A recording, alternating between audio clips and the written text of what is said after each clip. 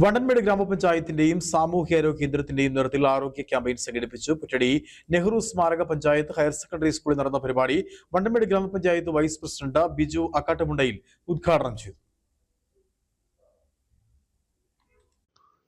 National Ayush മിഷന്റെ നേതൃത്വത്തിൽ യോഗ പരിശീലനവും ബോധവൽക്കരണ ക്ലാസുകളും നടത്തുന്നതിന്റെ ഭാഗമായാണ് ആരോഗ്യ ക്യാമ്പയിൻ സംഘടിപ്പിച്ചത്. ആരോഗ്യം ആനന്ദം വൈബ് ഫോർ വെൽനസ് ക്യാമ്പയിൻ വണ്ടിക്ക് സ്വീകരണവും നൽകി. സ്കൂളിലെത്തിയ ക്യാമ്പയിൻ വണ്ടിക്ക് അധ്യാപകരുടെയും വിദ്യാർത്ഥികളുടെയും നേതൃത്വത്തിലാണ് സ്വീകരണം ഒരുക്കിയത്. തുടർന്ന് നടന്ന ആരോഗ്യ ക്യാമ്പയിൻ വണ്ടൻമേട് ഗ്രാമപഞ്ചായത്ത് വൈസ് പ്രസിഡന്റ് ബിജു ആക്കാട്ടുമുണ്ടയിൽ ഉദ്ഘാടനം ചെയ്തു. പ്രത്യേകിച്ച് ഫാസ്റ്റ് ഫുഡുകൾ അത് നമ്മുടെ ശരീരത്തെ എത്രമാത്രം കാർന്നു തരുന്നു, എത്രമാത്രം രോഗങ്ങൾ നമുക്ക് ഉണ്ടാക്കുന്നു എന്നുള്ളതിനെ കുറിച്ച് പ്രത്യേകിച്ചും നിങ്ങളുടെ ഈ ഒരു യൂത്ത് കൗമാരക്കാരായ ഈ തലമുറയ്ക്കെങ്കിലും ഒരു ബോധം സൃഷ്ടിക്കപ്പെടേണ്ടതായിട്ടുണ്ട്, ഉറപ്പായുമുണ്ട്.